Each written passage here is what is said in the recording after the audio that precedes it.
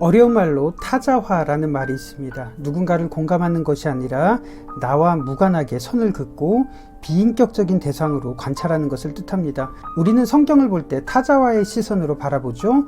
성경에서 위선자의 대명사로 알고 있는 서기관, 이렇게 타자화해서 바라보는 서기관들에 대해서 여러분들은 얼마나 알고 계십니까? 지금부터 15분 후에 서기관에 대한 시선이 어떻게 바뀌는지 지켜보시기를 바랍니다. 서기관이 위선자라는 도식을 벗고 이들을 낯설게 살펴보도록 하겠습니다. 성서학자 앤서니 살다리니가 정의하는 서기관의 사전적인 의미는 이렇습니다. 히브리어, 그리스어 및 여타 언어에서 서기관이라는 단어의 의미는 다양하고 시대에 따라 가변적이다. 서기관들은 다양한 역할을 소화했다. 이것은 현대 영어에서 세크리터리라는 용어가 타자수에서부터 정부 고위직에 이르는 다양한 역할에 두루 사용되는 것과 유사하다. 구약시대에는 다윗시대에 이집트로부터 기록하는 관리를 들여오기 시작한 것이 서기관의 시작입니다. 그러니까 하급 기록원에서부터 정부 고위 관료까지 서기관의 직분과 분포는 다양합니다. 그러다가 예루살렘 성전이 파괴되고 바벨론으로 포로로 잡혀간 이 포로들이 페르시아에서 유대로 돌아오기 시작할 때부터 이 서기관들의 의미는 축소가 됩니다. 페르시아에서 유대로 귀환할 때 제사장이자 서기관이었던 대표적인 인물이 에스라입니다. 이후로 신구약 중간기에는 서기관은 율법을 보존, 연구, 기록하는 사람들을 뜻하는데 바리새인, 사두개인처럼 특정 계파가 있는 사람들이 아니라 고용된 사람들입니다. 다시 말해서 바리새파 서기관, 사두개파 서기관, 이런 형태로 존재하게 되는 겁니다. 이들은 율법을 연구하고 맡았지만 고용되는 형태에 따라서 회당의 서기관이 되기도 하고 바리새인이나 사두개인, 예루살렘 성전의 사내들인의 서기관으로 성공하기도 합니다. 중간기에는 외세의 압제가 많았던 시기였죠. 마카비 전쟁이 있었던 이 무렵에 서기관에 대해서 언급한 유대 문헌은 예루살렘의 벤시라가 기록한 집회서에 나오는 흔적입니다. 당시의 서기관들은 이렇습니다. 온 정신을 기울여 지극히 높으신 분의 율법을 연구하는 사람은 옛 성현들의 지혜를 탐구하고 예언을 연구하는 데에 서기관들은 자기 시간을 바친다. 그는 유명한 사람들의 말을 보존하고 비유의 깊은 뜻을 파고든다. 그는 격언의 숨은 뜻을 연구하고 난해한 비유를 푸는데 흥미를 느낀다. 그는 벼슬에 올라 군주들을 섬기고 통치자들 사이에서 중책을 맡는다. 여기에서 서기관들의 특징은 율법을 연구하고 기록하는데 벼슬에 오르고 군주를 섬기고 통치자들을 보좌한다고 언급이 되어 있습니다. 또 다른 흔적은 요세푸스가 기록했는데요. 셀레우코스 왕조의 안티오쿠스 4세가 유대를 점령했을 마카비 전쟁, 이 무렵에 이들에 대한 기록입니다. 유대인은 우리가 그들의 나라에 들어서자마자 우리에게 우정을 표시해 왔소. 우리가 그들의 도시인 예루살렘에 도착하자 그들은 우리를 성대하게 영접해 주었소. 모든 유대인들은 그들 고유의 풍습대로 살아가도록 허락하고 의회원들과 제사장들과 서기관들과 찬양대원들에게는 모든 세금을 면제해 주도록 하겠소. 신구약 중간기의 서기관들의 의미가 이렇게 정립이 됩니다. 이들은 카멜레온처럼 군주들이 누구이건 간에 그들을 섬기면서 다양한 혜택과 권력을 챙겼습니다. 하는 일은 율법을 기록하고 연구하는 사람들인데 권력자들을 보좌하면서 그들에게 율법적인 정당성을 부여하는 사람들이 된 겁니다. 이런 흔적은 로마가 지배하던 신약시대도 달라지지 않습니다. 프레드릭 머피라고 하는 성서학자가 제시하는 복음서의 서기관은 이렇습니다. 사복음서는 서기관들과 예루살렘 정부 사이의 관계에 대해 신뢰할 만한 증언을 들려준다. 그들은 제사장들의 조력자로서 법사 과정에 관여했고 유대인의 풍습 및 법을 유지했으며 사내들인과 지속적인 협력 관계에 있었던 것으로 보인다. 신구약 중간기에 이런 의미로 형성된 서기관들이 예수님 시대에도 권력을 보좌하던 그룹이었습니다. 물론 지방 회당의 하급 서기관도 있었지만 예루살렘 성전의 서기관은 그들이 오를 수 있는 최고의 자리였습니다. 그렇다면 오늘 본문에서 예수님이 예루살렘에서 고위 종교인들과 논쟁을 한 후에 서기관이 등장한다는 점에서 본문의 나오는 서기관들은 사내들인이나 대제사장이 고용한 서기관들일 겁니다. 이들은 권력자들에게 고용된 율법사이자 기록자입니다. 이들이 높은 권력을 유지할 수 있었던 것은 권력자들에게 율법의 정당성을 부여하는 대가로 얻었던 겁니다.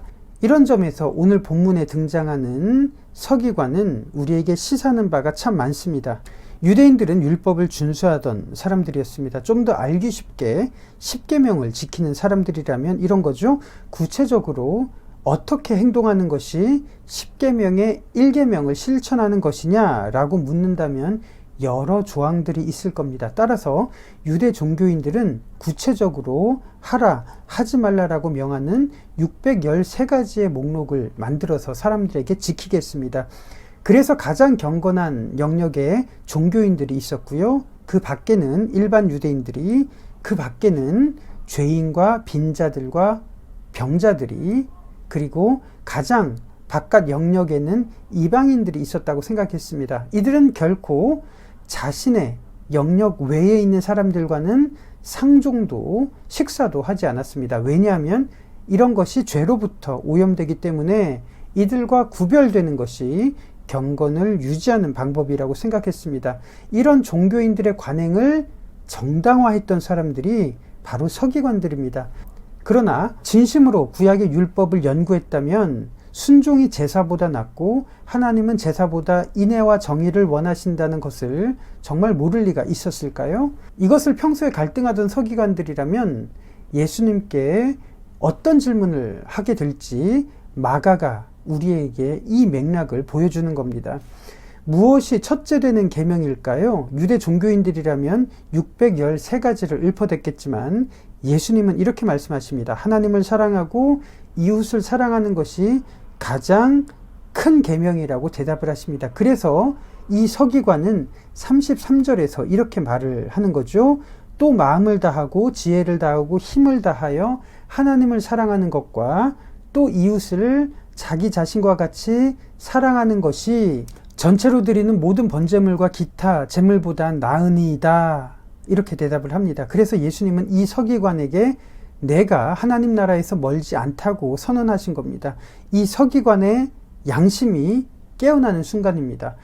마가는 28절부터 44절까지 서기관에 대해서 언급하고 있습니다. 35절부터 37절에는 율법을 진심으로 연구하는 서기관이라면 계명의 의미가 무엇이고 그리스도가 어떤 존재인지 모를 리가 없다는 것을 말합니다. 잘못된 권력을 책망하거나 혹은 권력에게 정당성을 부여하는 것이 서기관 본연의 역할이라면 율법의 양심을 따를 것인지 아니면 침묵하면서 권력에게 정당성을 부여할 것인지에 갈등이 있다는 것을 마가는 본문을 통해서 우리에게 보여주고 있습니다. 양심을 따른 서기관이 28절에서 34절에 언급된 서기관입니다. 반면 양심 대신 권력을 따르는 서기관이라면 그들은 38절에서 44절에 언급된 주인공일 겁니다. 유대 종교인들은 경건이라는 이름으로 영역을 만들고 각 영역 사이에 장벽을 쌓았다고 말씀을 드렸습니다. 성전은 경건한 곳이기 때문에 성전에서만 쓰는 세겔이라는 화폐를 썼고요. 성전 밖에서는 사회에서 통용되는 일반 화폐를 썼습니다. 이것은 종교인들이 이렇게 만든 조항입니다. 그래서 성전 앞에는 환전하는 사람들이 있는 것은 지극히 당연한 겁니다. 그렇지만 예수님이 분노했던 진짜 이유는 데나리온과 세겔의 환율을 자기 마음대로 조작했다는 점이에요. 유대인들은 소득의 수준에 따라서 황소나 양을 바칠 수 있었지만 빈민들을 위해서는 산비둘기 같은 값싼 재물을 바치도록 율법은 명하고 있습니다. 이것이 계명의 진짜 정신일 겁니다. 그래서 예수님도 서기관도 이것을 언급했던 겁니다. 그런데 유대 종교인들이 환율을 조작해서 가장 값싼 비둘기 한 마리를 이 당시 유대 문헌에 따르면 9만 원으로 책정한 겁니다. 만일 서기관이라면 이것을 나쁘다고 해야 할까요? 경건하다고 정당성을 부여해야 할까요? 38절에서 44절에서 예수님이 서기관에 대해서 경고한 것은 바로 이런 모습 때문입니다. 경제적으로 무능력한 한 과부가 만일 그녀에게 2명의 자녀가 있다면 이 가족이 속죄를 위해서 지출해야 하는 비둘기 3마리의 값은, 다시 말해서 천국에 가기 위한 청구서에는 27만 원이 찍혀 있던 것이 예수님 시대의 현실이었습니다. 이 여인의 전 재산은 오늘 본문처럼 2렙돈 혹은 1고드란트라고 나와 있습니다. 제가 달란트 비율을 언급하면서 환율을 소개했던 적이 있는데요. 2렙돈은 대략 2,500원 정도입니다. 그러니까 이 본문은 전 재산이 2,500원인 과부에게 종교인들이 저질렀던 만행과 그것을 율법으로 정당화시켰던 서기관들의 불편한 진실을 마가는 우리에게 꼬집고 있는 겁니다. 이 본문이 정말 과부의 헌금을 칭찬하는 의미일까요? 전 재산을 헌금으로 바치라고 주장하는 근거가 되는 본문일까요? 어떤 서기관은 삶의 영역과 그 장벽을 허무는 것이 최고의 계명이고 그것이 하나님의 나라라고 믿었던 반면, 당시 대다수의 서기관들은 영역을 나누고 장벽을 굳건히 세우는 것이 계명이라고 믿었습니다. 그것이 경건이라고 외치면서 말이죠. 진짜 율법을 기록하고 주야로 묵상했던 사람들이라면 어떻게 하는 것이 맞을까요? 예수님은 우리를 세상의 소금으로 부르셨습니다. 세상이 악한 것은 소금이 그 역할을 하지 못하기 때문입니다. 하나님을 섬긴다고 하는 이 유대 사회에서 하나님의 흔적을 볼 수 없고 하나님 나라가 보이지 않는 이유는 로마 때문일까요? 로마에 아부하는 권력자들 때문일까요? 아니면 그들에게 율법의 정당성을 부여하면서 율법을 주야로 묵상하는 사람들 때문일까요? 성전에서 예수님이 나가실 때 예수님은 예루살렘 성전에 대해서 이렇게 예언하셨습니다. 돌 하나도 돌 위에 남지 않고 다 무너지리라 라고 예언하셨습니다. 이것은 결코 비유가 아닙니다. 유대 전쟁 때 왜 예루살렘 성전은 돌 하나도 돌 위에 남지 않고 무너졌는지 그 이유를 다음 시간에 말씀드리겠습니다. 오늘 본문에서 예수님과 대화하던 서기관은 타자화하기에는 감정과 고민과 삶의 애환이 우리와 너무 닮아 있습니다. 우리들 역시 주야로 율법을 묵상하지만 권력으로 나아가야 할지 아니면 양심의 소리를 들어야 할지 늘 이 사이에서 우리는 머뭇거리기 때문입니다. 믿음으로 사는 것은 무엇일까요? 613가지의 외형적인 관행을 유지하는 것인지 아니면 우리의 영역 속에 견고하게 서 있는 담을 없애는 것인지 우리의 양심은 본문을 통해서 우리에게 외치고 있습니다. 이 영상을 보시는 분들에게 꼭 권면하고 싶습니다. 어쩌면 우리는 주일에 교회에서 예배를 드릴 것이고 익숙한 섬김을 감당해 나갈 겁니다. 그것이 결코 잘못된 것이 아닙니다. 그러나 한 번만이라도 우리의 영역을 허무는 용기를 내보면 어떨까요? 아파트의 경비소를 지나칠 때 주변의 옷깃을 스치는 사람들에게, 직장과 사회의 동료들에게 따뜻한 말 한마디, 따뜻한 미소와 손길을 건네면 어떨까요? 예수님의 말씀처럼 그렇게 할 때 하나님의 나라가 결코 멀리 있지 않을 겁니다. 오늘 연결체풀은 이 부분을 고민했던 오스카 와일드의 이기적인 거인이라는 단편을 연결하도록 하겠습니다. 행복한 왕자를 비롯해서 오스카 와일드의 단편들은 그가 자녀들에게 하나님의 말씀을 가르치기 위해서 썼던 작품으로 알려져 있습니다. 여러분들에게 이기적인 거인을 연결하도록 하겠습니다. 어린 아이들은 거인의 정원에서 놀았습니다.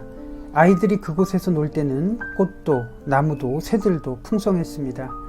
그러나 먼 곳으로 갔던 거인이 자신의 정원으로 돌아온 후 아이들을 모조리 쫓아냈습니다. 아무도 자신의 정원으로 들어올 수 없도록 담장을 세우고 경고문을 붙였습니다. 쫓겨난 아이들은 정원에서 놀던 시간을 그리워했지만 거인의 이기심으로 인해 아이들은 담장 밖에만 서성일 뿐이었습니다. 담장 밖에는 봄이 오고 여름이 왔지만 거인의 정원은 아이들을 내쫓던 순간부터 1년 내내 눈과 서리와 찬바람이 부는 겨울이었습니다. 거인만 그 이유를 몰랐습니다. 어느 날 거인의 정원에서 새소리가 들려왔습니다. 어떻게 된 일인지 거인이 창밖을 보자 담장의 구멍으로 아이들이 들어와 정원에서 놀고 있었고, 그로 인해 나무와 꽃이 피고 새들이 지저귀기 시작했던 겁니다. 그제서야 거인은 왜 자신의 정원에 봄이 오지 않았는지를 깨닫게 되었습니다. 그러나 정원의 한쪽 구석에는 여전히 추운 겨울이었는데 그곳에 한 아이가 서 있었습니다. 이 아이는 키가 너무 작아서 나무에 올라갈 수 없었습니다. 그래서 이 구석은 눈으로 뒤덮인 겨울이었던 겁니다. 거인은 그 꼬마를 안아서 나무 위로 올려주었습니다. 그러자 나무는 꽃망울을 터뜨리고 새가 날아들기 시작했습니다. 거인은 이 정원이 더 이상 자신의 것이 아니라 아이들의 것이라고 선언했습니다. 그리고 높이 솟은 담벼락을 자기 손으로 허물어 버렸습니다. 정원은 아이들로 몰려들었지만 거인이 안아서 나무 위로 올려준 그 아이는 더 이상 볼 수 없었습니다. 거인은 그 아이를 그리워하며 많은 시간이 흘렀습니다. 거인은 어느덧 늙고 약해졌습니다. 그러던 어느 날 거인의 정원에 그 아이가 서 있었습니다. 거인은 기쁨에 차서 그 아이에게 다가갔습니다. 그렇지만 그 아이의 양 손바닥에는 2개의 못자국이 있었고 작은 발 양쪽에도 2개의 못자국이 선명히 보였습니다. 거인은 말했습니다. 누가 감히 너를 다치겠지? 어서 말해. 누가 너를 다치게 한 거지? 내가 그놈을 죽여버릴 거야. 아이는 대답합니다. 아니에요. 이건 사랑의 상처인걸요. 거인은 아이를 쳐다보았습니다. 당신은 누구십니까? 거인은 이상한 두려움에 사로잡혀 어린아이의 앞에 무릎을 꿇었습니다. 그러자 아이는 거인에게 웃음을 지어 보이며 말했습니다. 당신은 나를 당신의 정원에서 놀게 해주었죠? 이제 나는 당신을 내 정원인 낙원으로 데려가겠습니다. 그날 오후 정원으로 놀러온 아이들은 나무 아래서 거인이 하얀 꽃에 뒤덮여 죽어 있는 것을 발견했습니다.